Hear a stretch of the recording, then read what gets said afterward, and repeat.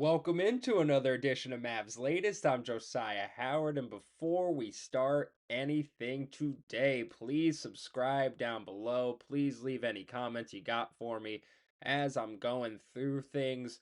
It's Dallas Mavericks every day here on Mavs Latest with me, Josyah Howard.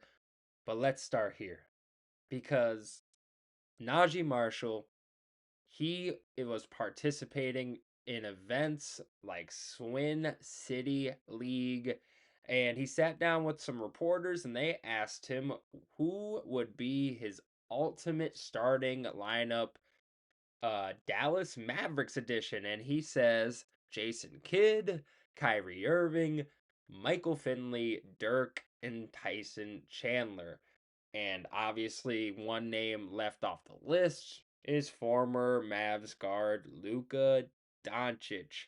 Um, and Noah Weber of the Smoking Cuban first posted this and asked him this question on Twitter. So, again, if it was my starting lineup, I don't hate this lineup. This definitely isn't a terrible lineup at all.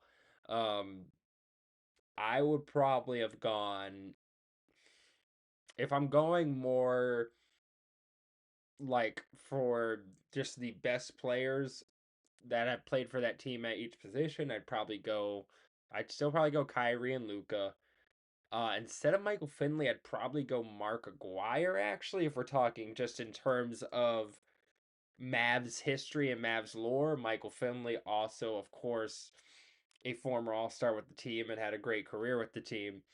Um, I just feel like, in terms of historical context with the Mavericks, Mark Aguirre was the guy for the Mavericks at one time or another. So I want to pay homage to that and put Mark Aguirre there, and obviously Dirk. I was thinking about putting Dirk at center, but he played power forward most of his career in Dallas, so I'll put him at the power forward. And I agree with Najee. I will put Tyson Chandler there. Won a championship with the team, second team All NBA defense with the Mavericks in his time there. So I will agree, put Tyson Chandler at center. So, but again, I don't hate Jason Kidd at point guard. I just would put Luka above him. Luka, although not the more accomplished player, yeah, he is not. Luka's also just more of a different player than J Kidd was. Obviously, J Kidd, a Hall of Famer, all-time great point guard. Luka has a good starting foundation for what his career's been so far. Now, if he adds a championship, continues to add accolades, you could reasonably say you would have Luka over J Kidd eventually, at least. But it'd be unfair to say he doesn't have some more work to do to cement himself in history like J Kidd has as a former player. So I like the lineup that Najee came up with. I would probably have Luka in my all-time Mavs lineup, but not a bad lineup. Wanted to go over that because I thought it was definitely fun, especially the fact that he didn't have Luka in his lineup.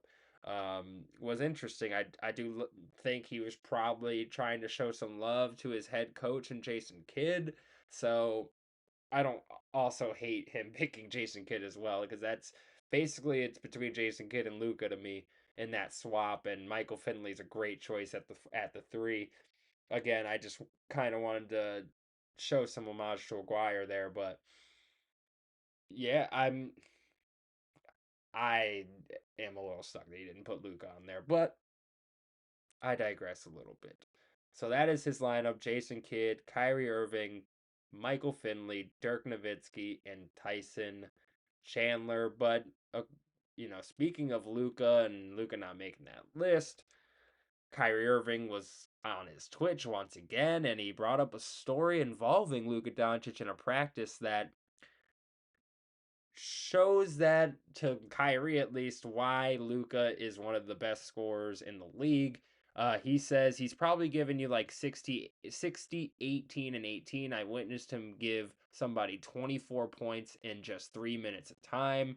Um, it was just one of the examples that Kyrie had brought up, just in terms of, he had so many performances that he saw, including the 73-point performance against the Hawks that he had in 2024.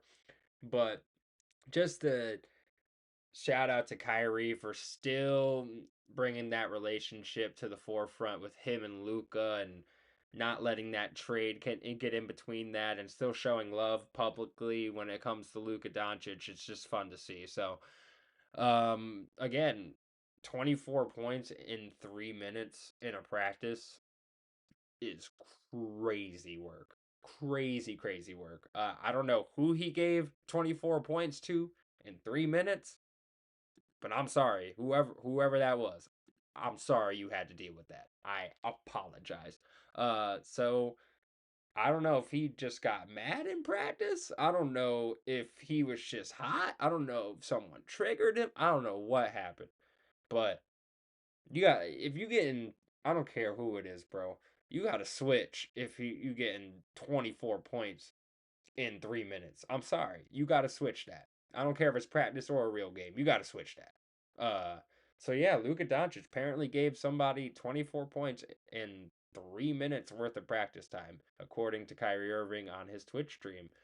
Um, but the next thing I want to get to, an interesting trade proposal I saw from Fadeaway World, where Anthony Davis would be in a trade package, sending him to Boston for Derek White, Anthony Simons, a first round pick from Boston, and a 2027 second round pick from Boston. Now, if I'm Boston, I I'd highly, heavily consider doing this deal if I'm Boston, especially where you have the recovery time of Jaylen Brown, or not Jaylen Brown, excuse me, Jason Tatum. So that's something that they have to deal with, and if you can flip that type of talent for Anthony Davis and kind of shorten your window to Jason Tatum and Jaylen Brown, you'll be set over there. Now, if I'm Dallas, I'd probably try to get another pick or two, but I'm not mad about getting Derek White and Anthony Simons back for that. I just wouldn't trade Anthony Davis. I just wouldn't make Anthony Davis available. I don't think this would actually happen. It's obviously just a fun trade proposal idea, but you just you don't just dump Anthony Davis, especially after trading Luka for Anthony Davis. This would be a down the line, maybe in a year, if this season goes awry, and then you got to hit the reset button, maybe. But you have to have a full, maybe 2 seasons of Anthony Davis in a Dallas Mavericks uniform before I'm considering putting him in a trade package, unless it's something that you just can't refuse. Like, unless it's a trade package for Anthony Davis you can't refuse, which is most likely a bunch of picks involved, I'm not trading him. He has to stay in Dallas at least for the short term post Luka trade, because he was a big piece of why they traded for Luka to the Lakers in particular. They wanted Anthony Davis. It was not necessarily just because they wanted to dump Luka. It's also because they wanted Anthony Davis specifically. So they're not trading Anthony Davis, and especially not for Derek White and Anthony Simons and only one pick. You're gonna have to put a few picks in there if you're Boston. Uh, Again, Anthony Davis in the past has said he doesn't want to play for Boston too. So, again, a fun trade idea. I just don't love the pieces involved, the that are swapped. Not enough picks. It's just not something I realistically see happening moving forward. So, um, if Anthony Davis is ever realistically on the trade block, we'll obviously cover it here on Mavs Latest. But for right now, I think Anthony Davis is here to stay, a Dallas Maverick. But to wrap things up, I just wanted to update everybody that the official Dallas Mavericks preseason schedule hasn't been released. Multiple matchups have been revealed. The Thunder have listed an October 6th preseason game against the Mavericks at Dickies Arena in Fort Worth, Texas. This will be a back-to-back following their October 5th opener against the Charlotte Hornets in South Carolina. The Fort Worth game is listed on ticketing platforms with a to be determined tip off and marks one of Dallas's rare appearances in the city. Um, Also, the Lakers are also included in a matchup with the Mavericks in their official preseason schedule. That game is set for October 15th at T-Mobile Arena in Las Vegas with a tip-off scheduled at 9 p.m. Central Time. Neutral site game could feature a game against with Cooper Flag against Luka Doncic. Another game announced earlier this month was the Mavericks regular season game in Mexico City on November 1st. Um, so yeah, as of July 27th, there's only one preseason game involving the Mavericks that's been publicly listed. Dallas has not yet released their full preseason slate.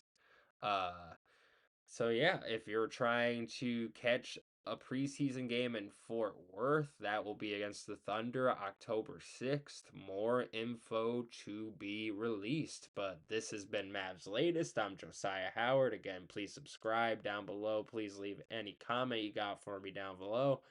And let's get it, y'all.